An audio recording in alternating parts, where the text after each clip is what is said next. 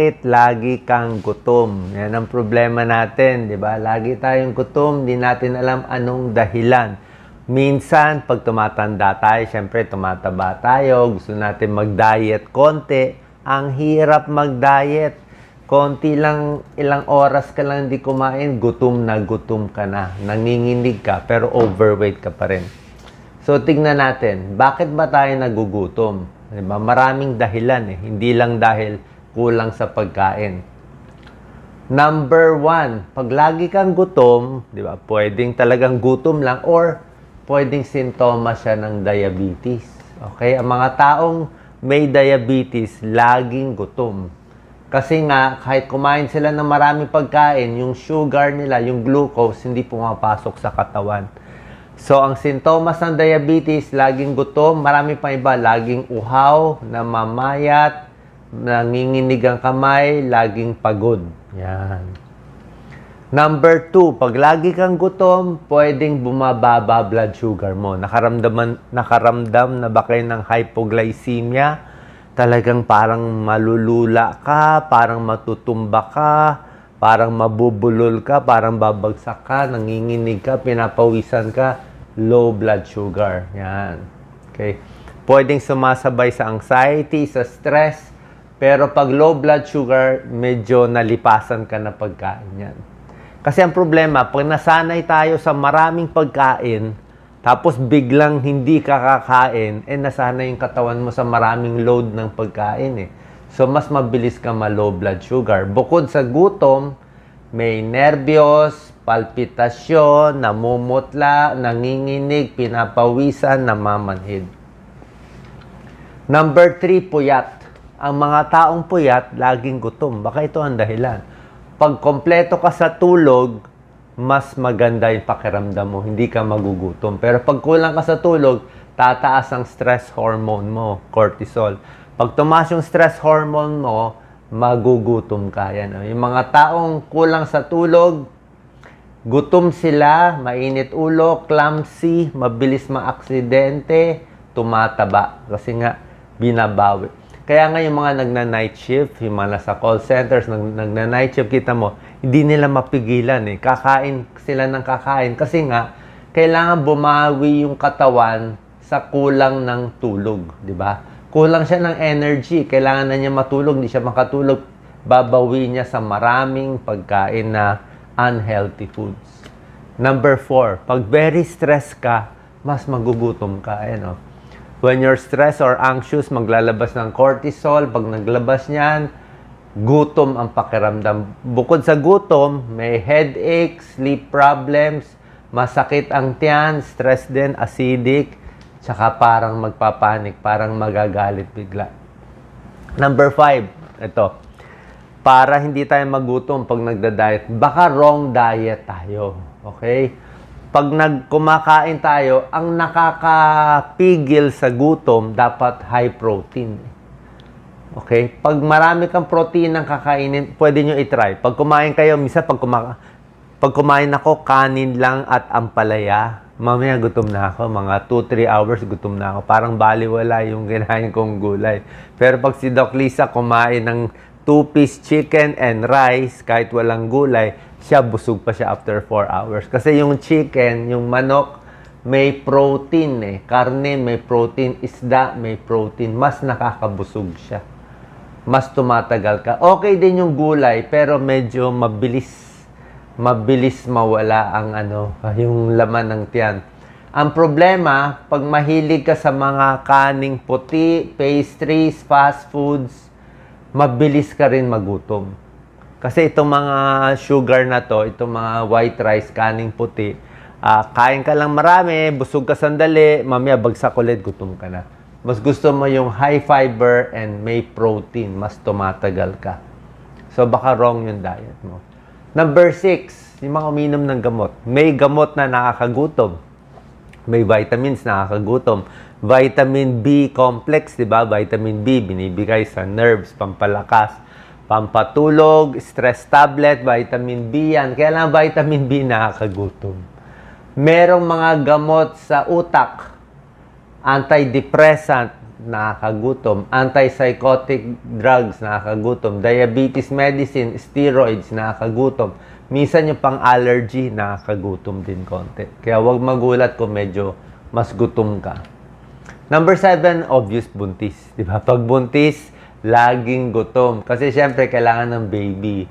Ang mga nanay, mga buntis, 5 pounds ang tinataba during the first 3 months.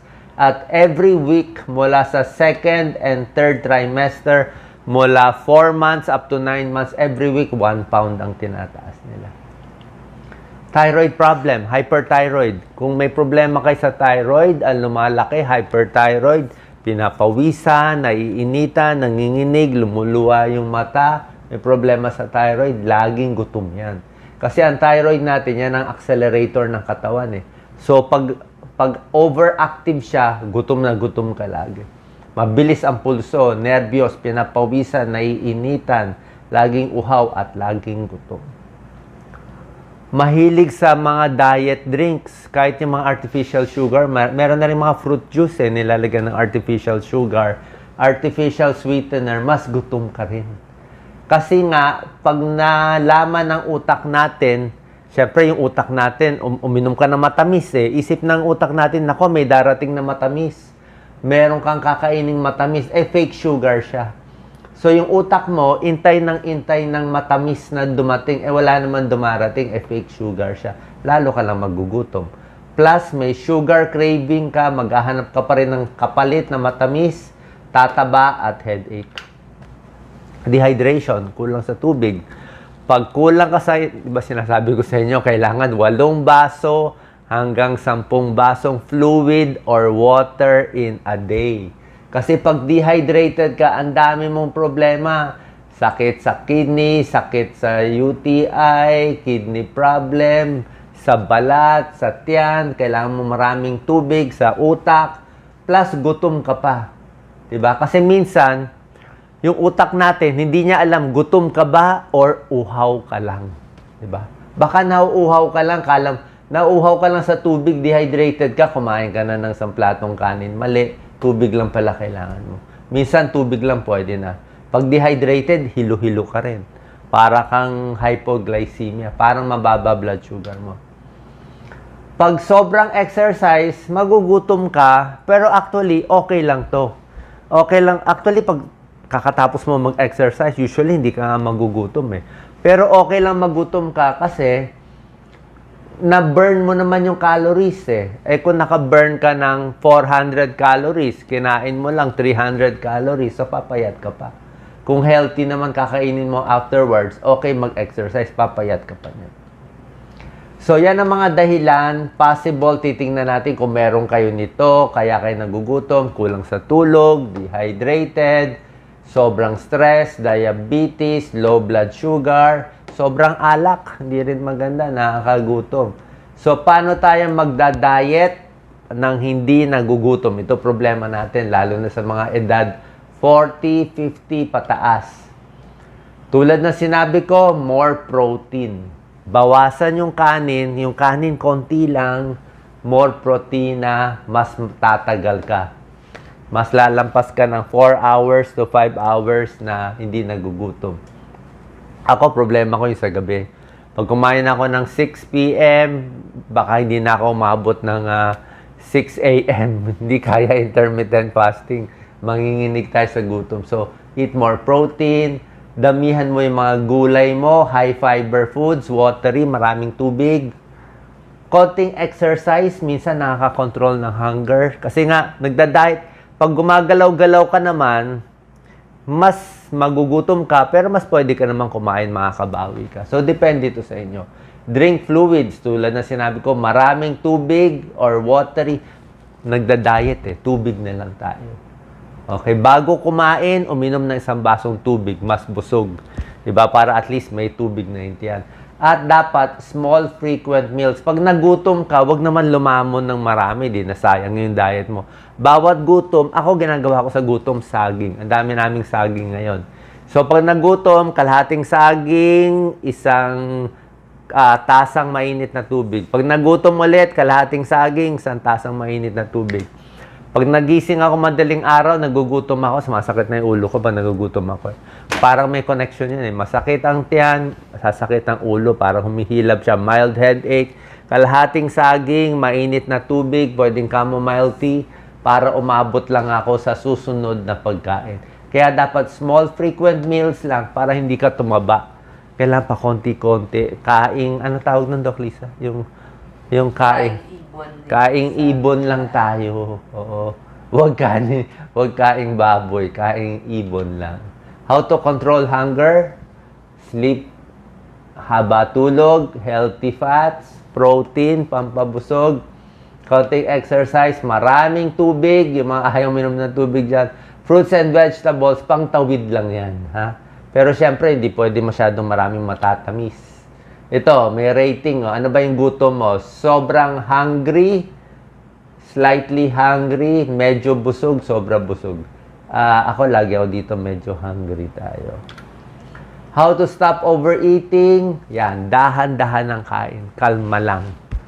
Mas mabagal, focus, mindful eating, eat without distraction. Tawanan yung pagkain, kailangan tatawanan pa daw. Ibaba yung kutsara, tinidor. Yung, kaya nga sa mga Japanese, di ba, chopstick. Kaya nga chopstick pampapayat eh. Chopstick, hirap ka kung paano kakakain ng marami sa chopstick. Di ba? Kutsara, dapat maliit lang ang kutsara. Eh tayo, bale, wala, kakamayin natin, di ba? So pag kinamay mo, ay talaga subo ng subo. Put utensils down. Maghintay ng 20 minutes, bagal ang kain, high fiber foods. Nguya ng nguya muna. Tapos pag medyo busog ka na, 50% full ka na, tama na. Yan, no?